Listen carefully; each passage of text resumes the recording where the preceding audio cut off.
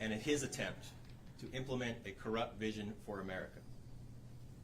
And so this morning, my staff filed a lawsuit in federal court to stop the president's illegal executive order that attempts to criminalize gender-affirming care for young people. That order poses an immediate threat to young people all across Washington state and to the medical professionals in Washington who provide much-needed health care. We are joined in this lawsuit by the state of Oregon and the state of Minnesota. We are also joined by 3 individual plaintiffs in this suit as well. These are doctors representing themselves and the young patients that they provide needed health care to. This order is unconstitutional for 3 separate reasons. 1, it violates the 5th Amendment Equal Protection Guarantee by singling out trans youth for mistreatment and discrimination. 2, it violates the 10th Amendment by trying to regulate medical practices in Washington state.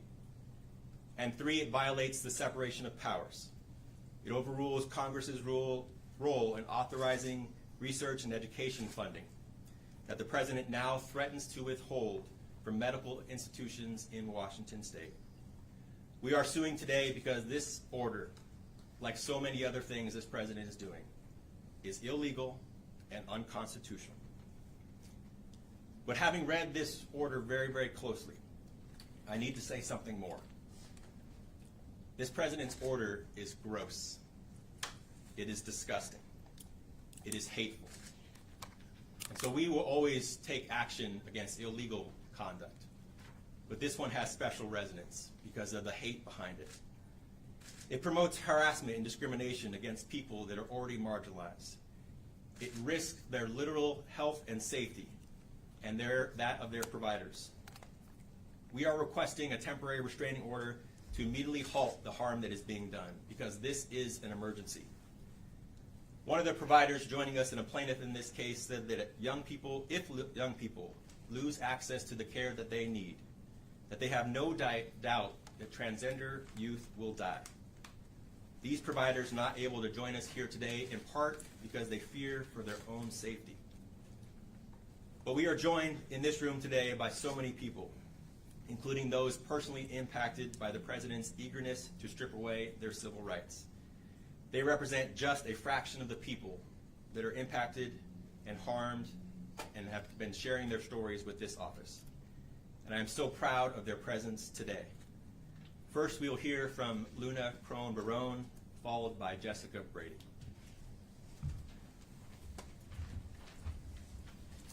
Hello, good morning. My name is Luna Crone-Barone. I am 19 years old. I'm a student at the University of Washington, and I've been a resident of Seattle, Washington since I was 6 months old. And I'm a transgender woman, and I am here today thriving, getting good grades in college, living a wonderful life because I was able to make decisions with my healthcare provider that served my healthcare needs. Gender-affirming care, in short, saved my life. It's really important to me that the public understand the gravity of this issue. For young transgender people such as myself, growing up, there is often a sense of hopelessness, of feeling lost and afraid by the idea that we may not be able to grow up into a body or a future, that I often felt suicidal at a very young age, feeling that I would rather die than go through male puberty. It was only because of the overwhelming love and support of my family and of my ability to get the care that I needed from my doctor that I am able to be here today, and that I believe is the reason that I'm alive today. And so, to restate, as Attorney General Brown was saying, this order will kill trans children. That is the gravity of it. That is, I believe, is the intent of the order. I think that it is disgusting. I think that it is hateful, and it doesn't surprise me, given the rhetoric that has been used by our current president in his campaign, given the rhetoric that has been used in his first few weeks of presidency. My hope today, with my brief comments, is to invite you all to join the fight, because this is a fight that I've been fighting since I was a child, and that we've been fighting. It is my hope that the public may understand and support the idea that trans people have a right to survive, and furthermore, a right to thrive.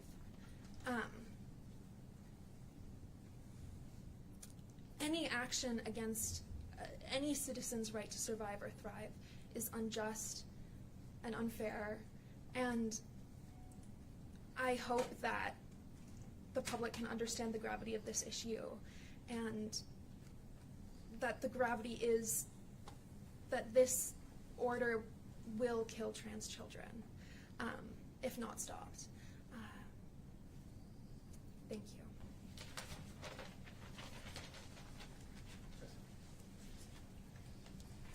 you. Hello, my name is Jessica. I am the mother of a beautiful trans daughter named Indigo. I am also the auntie to a gender-fluid nibbling. I am also a public school educator and have had transgender students in my classroom. Gender-affirming care for minors is a subject that is near and dear to my heart, which is why I am here today. Indigo's transition started in 2023. She asked us to start using they/them pronouns, and we happily chose to support her because we wanted her to know that she was loved and supported no matter what. A few months later, she started experimenting with clothing, and she found she really enjoyed wearing dresses, especially big flowy dresses with deep pockets. She asked us to start calling her Indigo and use she/her pronouns. Again, my spouse and I happily supported her. Behind closed doors, we did have some concerns, but we kept those out of Indigo's hearing because, again, we wanted her to know that no matter what, we loved her and we supported her.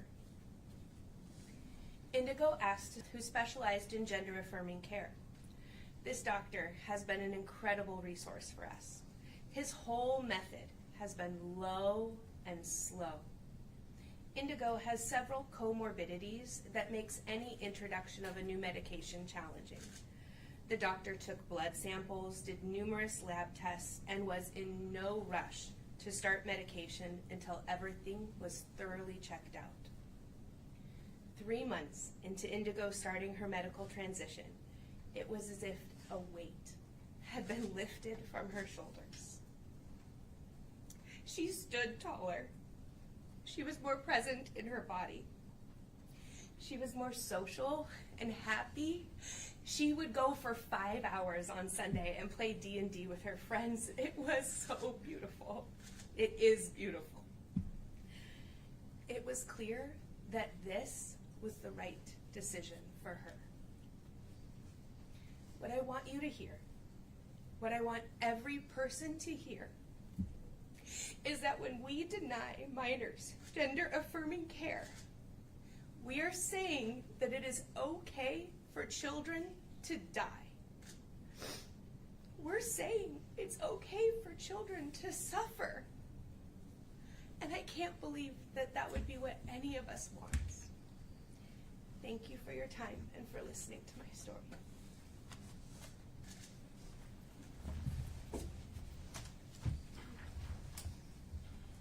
We thank Luna and Jessica for their courage of being with us today. And let me share 3 final thoughts. First, yesterday, a judge in another case that this office has brought context for why we are here again today. In court yesterday, Judge Kuhnauer said, "There are moments in this world's history when people look back and ask, where were the lawyers? Where were the judges? In these moments," he said, "the rule of law becomes especially vulnerable." And that is why this work is so vital. Second, I want to thank the incredible team in the Attorney General's office. And in so many different areas, we are doing incredible work. And quite often that work does not get the recognition and attention that it deserves. And in this particular matter, we have had so many people over the last 10 days since this order came out, putting in overtime, working nights and weekends to put together the complaint and the motion that we are filing today to stop this illegal action. Some of those people are here behind me, some are in the room today, some right now are working sure that we get everything filed properly. And that is an unusual and heavy lift by this office, such that the temporary restraining order that we're filing today, along with Minnesota and Oregon, has, I believe, over 100 separate declarations from people like Jessica, from people like Luna, from medical care providers. It is the single largest number of declarations that we have had in a case like this in many, many years. The state of Washington for making the sacrifices that they did to make this action possible today. And third, I want to say directly to the young trans people in this state, you are not alone. You are not alone. We will do everything we can to fight for your dignity, for your health care, and for your rights. We also have the support from the governor of this state. I want to thank Governor Ferguson for his support in this action. I want to thank the support from the legislators who have given us their support for this action. I want to thank all the people who have reached out to this office asking us to take action. Because this community that we're defending today is often the victim of hate and marginalization. But you are not alone in the effort that we are doing today. And I take great strength in their bravery, and I hope everyone here in this state can take that same hope as well. I'll take questions. Attorney General, can you explain further your legal analysis on why this violates the 5th and 10th Amendment? Well, there's a lot of detail in the complaint, but I would encourage everyone to read it very closely. On the 10th Amendment, state law generally governs how we provide medical care in Washington. And in our view, as outlined in our complaint and in our TRO, the President's action in this order violates our sovereignty and our ability to do that.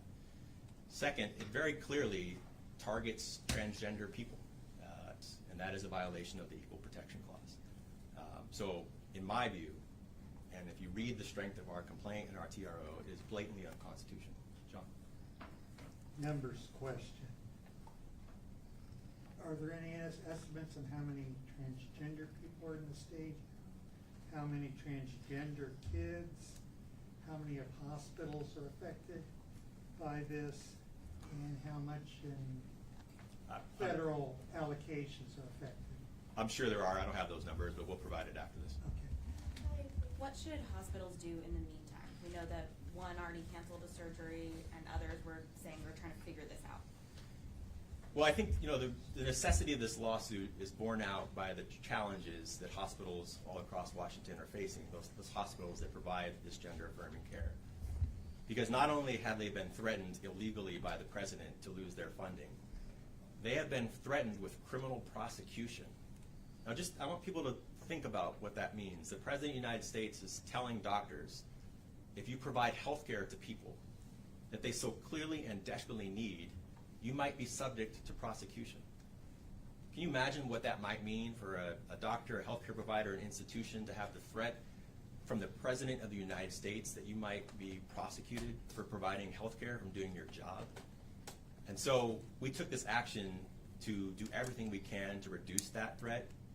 I recognize how hard it will be for healthcare providers to decide what is best for them. We obviously have been thrilled with the support that we have from providers in bringing this lawsuit necessary, and each provider is going to have to do what they believe is right.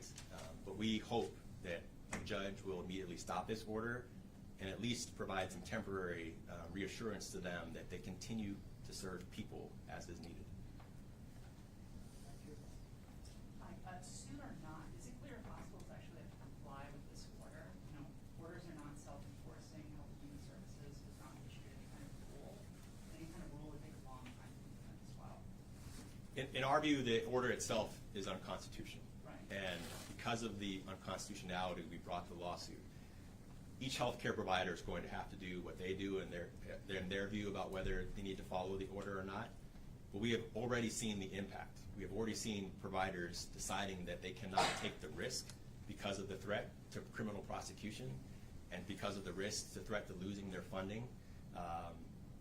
So in our view, this action was necessary to prevent that, to provide them protection.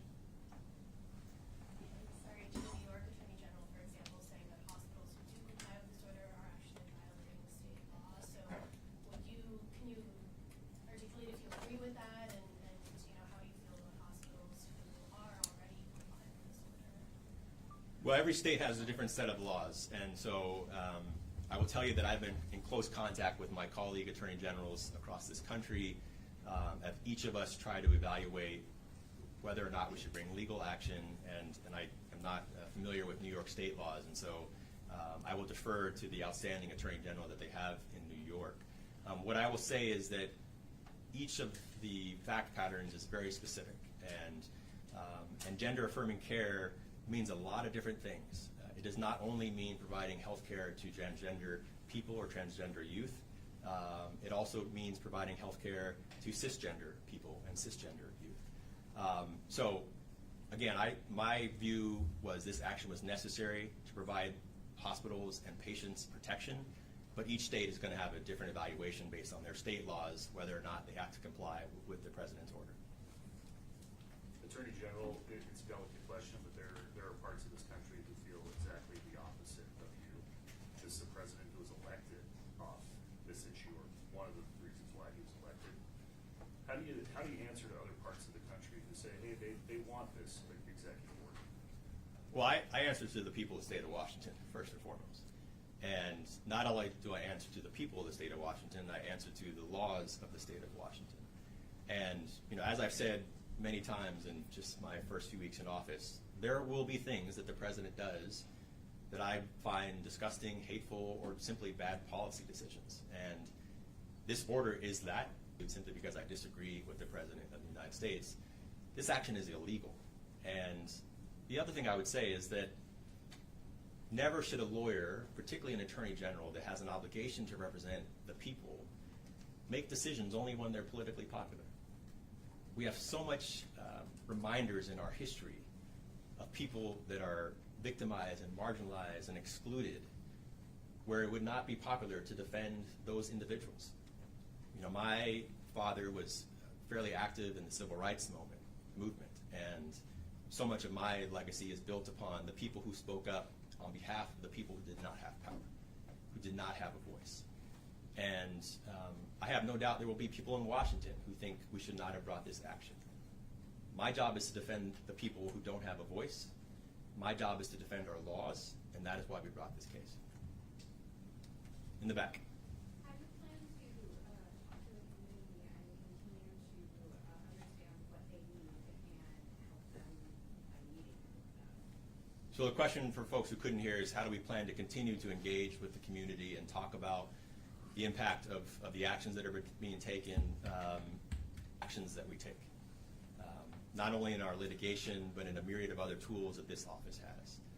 But I also have an obligation to make sure that we are as transparent with the community as possible to explain why we do certain things and why we don't. It was interesting in the last few days, I've personally been contacted, and this office has been contacted a number of times, asking me, why haven't you joined the letter from these other attorney generals that they're put out, and that's because we were working on this case. So sometimes it is difficult for the public to really understand the decision making here, but we have a continuing obligation to make sure that we're available and engaged, and that's not only me, that's for the rest of the incredible people in this office. So we will do everything we can to talk to people, to reach people, to explain our decision makings, to listen to people that disagree with us. But that work will be ongoing moving forward. What about the other executive order that bans transgender women from participating in women's sports? And the NCAA already said that they're going to follow that. Yeah, there are so many things that the president is doing that are illegal, alarming. We will take each order as it comes and review, and I will assure you that this office looks very closely at every action taken by the president. This is the third case that the state of Washington has joined since President Trump took office. But there have been, 50 or so executive orders, so we're not challenging every one. So we will look closely at that. We will work in collaboration with our other states to see if it's appropriate for Washington state to take action. Again, there may be some things that he does that I don't like that are legal, and we'll just make that analysis as we go. Follow up, just to pin you down on her question.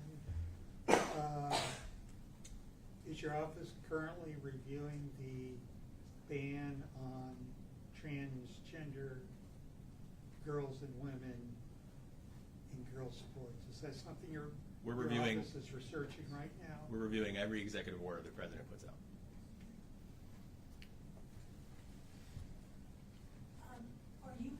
Is your office going to assist 988 teen link hotlines and other sources that might be contacted directly by trans teen youth who are concerned, depressed, even suicidal, about the federal actions? Are you going to give these hotlines talking points and assistance so that the teens most impacted can get an appropriate layperson's view of support that the Attorney General provided? That's a really good question, because we continue to try to be a resource for people and for organizations, many of whom are engaged in the type of support that you highlight.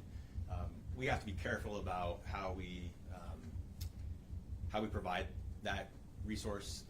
We represent the state of Washington and state agencies, and so I cannot provide legal advice to non-state organizations. We can talk about the work that we do and bring public attention to that, and we can bring information to people, but there's a fine line between providing information and providing legal advice. So I do think it is very important that the public continue to reach out to this office.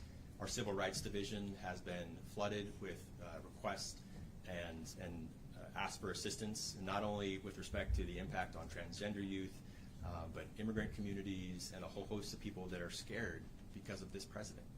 And so we continue to try to respond to that as much as possible, but we have a principal obligation to act on behalf of the people and to represent our clients and to try to find space to do all of that.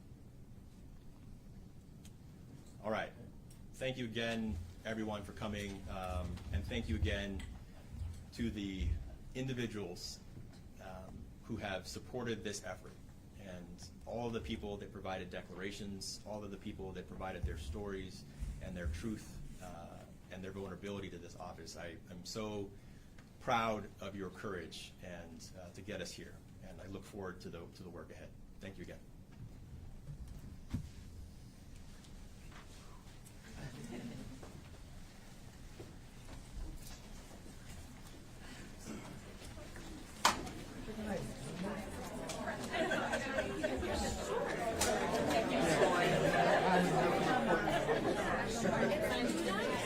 Yeah.